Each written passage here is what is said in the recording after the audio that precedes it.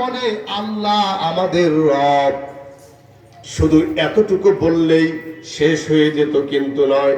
তারপরে বলেছেন সুম্মাস্তাকামু, অতঃপর যারা এর উপরে টিকে থাকে। ঈমানদার হতে হলে আল্লাহ আমার রব এটা বলে তার উপরে টিকে থাকা লাগবে। এখন এই টিকে থাকতে গিয়ে অনেকের ঈমান হারিয়ে যায়। যেমন উদাহরণ দিলে বুঝবেন, আমাদের জীবনে আমরা বিভিন্ন সময়ে ঈমানদার হই। ছোটবেলা যেরকম করে কালিমায়ে তৈয়বা, কালিমায়ে শাহাদাত, ইমানে মুফাসসাল, ইমানে মুজমাল, ইমানে তাওহীদ বা কালিমায়ে তাওহীদ বলে আমরা ঈমান এনেছিলাম, ঠিক না? কিন্তু একটু বড় হওয়ার পর তখন আমরা যখন নাকি দুনিয়ার নানা ধরনের সুযোগ সুবিধা লাভ করা শুরু করলাম, অনেকেই ব্যবসা করতে গিয়ে ঈমান হারিয়ে ফেলে, ঠিক না বেঠি? ব্যবসা করতে গিয়ে ব্যবসার মধ্যে ভেজাল ঢুকিয়ে আল্লাহকে কি করে না মানলে তো এই ভেজাল দিতে পারত।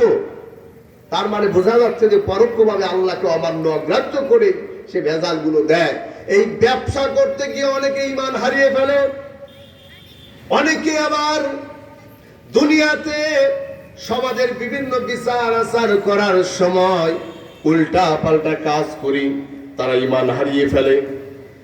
অনেকে আবার আল্লাহর জমিনে আল্লাহর দ্বীন প্রতিষ্ঠার কাজ বাদ দিয়ে বাপ দাদার আদর্শ বাস্তবায়ন করার কাজকে আঞ্জাম দিতে গিয়ে ঈমান হারিয়ে ফেলে।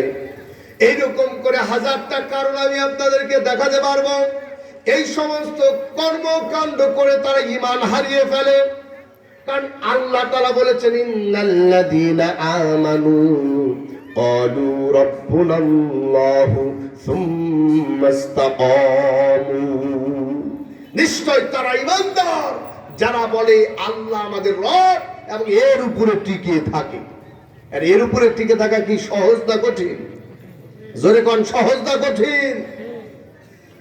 কত কঠিন! আল্লাহ পাক রব্বুল আলামিন বলেন ইয়া আইয়ুহাল্লাযীনা আমানু হাল আদুল্লুকুম আলা তিজারাতিন তুনজিকুম মিন আযাবিন আলীম। আল্লাহু আকবার। আল্লাহ তাআলা তামাম পৃথিবীর ঈমানদারদেরকে ডাক দিয়ে বললেন, ও বিশ্বাসীরা, ও ঈমানদারেরা, আমি কি তোমাদেরকে এমন একটা ব্যবসার কথা বলি দেব যে এই ব্যবসা করলে তোমাদের কোনো লস হবে না, বরং এর মাধ্যমে তোমরা জাহান্নামের আগুন থেকে রক্ষা পাবা, মুক্তি পাবা। এই ব্যবসার কথা আপনারা জানতে চান? এটা আওয়াজ করেন, জানতে চান?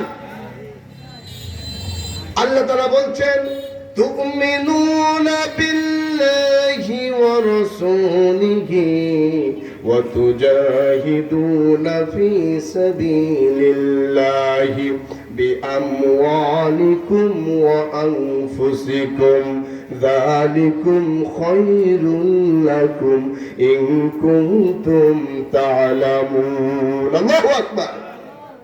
ওই ব্যবসাটা হলো এই যে তোমরা আল্লাহ এবং তার রাসূলের উপরে ঈমান আনবে, বিশ্বাস স্থাপন করবে, আর এইটাকে ধরে রাখার জন্য, প্রতিষ্ঠা করার জন্য তোমরা কি করবে? আল্লাহর রাস্তায় জান এবং মাল দিয়ে তোমরা সংগ্রাম করবে, চেষ্টা করবে, প্রচেষ্টা চালাবে। কন্যা সুবহানাল্লাহ। আল্লাহ তাআলা বলছেন চেষ্টা করতে হবে। ঈমান এনে শুধু বসে থাকলে আর ঘুমালি কাজ হবে না। ঈমান আনার পর ঈমানের দাবি অনুযায়ী জান এবং মাল কুরবানি করার মানসিকতা নিয়ে আল্লাহর জমিনে আল্লাহর আইন, রাসূলের আদর্শ বাস্তবায়নের কাজকে আঞ্জাম দেওয়ার জন্য জানও দেওয়া লাগতে পারে, মালও দেওয়া লাগতে পারে। রব্বুল আলামিন এরপরে বলেন ওয়া আমিলুস সালিহাত। 2 নম্বর, ঈমান আনলেই চলবে না, ঈমান আনার পর আমলে সলেহ করতে হবে। আমলে সলেহ মানে ভালো কাজ। ভালো কাজ কাকে বলে? আল্লাহ তাআলা বলেন ওয়া মা আতাকুমুর রাসূল ফাখুযুহু ওয়া মা নাহাকুম আনহু ফান্তাহু। আল্লাহু আকবার। আল্লাহ তাআলা বলেছেন তোমাদের জন্য আল্লাহর নবী যা এনেছে ওইটাকে অ্যাকসেপ্ট করো, গ্রহণ করো, আর যা নিষেধ করেছে সেইটাকে রিজেক্ট করো, বাদ দিয়ে দাও। যেটা নিষেধ করেছে ওইটাকে বাদ দিয়ে দাও, রিজেক্ট করো। তার মানে বোঝা গেল ভালো কাজ আমলে সালেহ হলো দুই রকমের, একটা অ্যাকসেপ্ট করা আর একটা সাইডে দেওয়া। বুঝতে পারছেন? একটা ধরতে হবে আর একটা ছাড়তে হবে। আল্লাহর নবী যেটা করতে বলেছে ওইটা আমার কষ্ট হলেও করতে হবে, আর যেটা করতে নিষেধ করেছে ওইটা আমার যত ভালোই লাগুক ওইটা করা যাবে না। এখন প্রশ্ন করব, আমলে চলে কি কি? আমলে চলে কি কি? সাদা নেওয়া, আপনারা হা না উত্তর দিবেন। আমলে চলে কি? সাদা নেওয়া, ঘুষ নেওয়া, সুদ খাওয়া, অপরের সম্পদ আত্মসাৎ করা, অন্যের বউকে নিজের বউ মনে করে দেখা, এগুলো কি আমলে চলে? আমলে চলে না। আমলে চলে সংজ্ঞা কি বুঝতে পেরেছেন? আল্লাহ যা করতে বলেছে করতে হবে, আর যা ছাড়তে বলেছে ওটা ছাড়তে হবে। এক কথায় সংজ্ঞা কি পেয়েছেন? সময়ের স্বল্পতার কারণে প্রথম পর্ব এখানে শেষ করলাম। আমি সেই কুষ্টিয়া থেকে আসবো, 2 পর্বে মাহফিল করবো। আলহামদুলিল্লাহ, কন্যা সুবহানাল্লাহ। আল্লাহ পাক রব্বুল আলামিন আমাদেরকে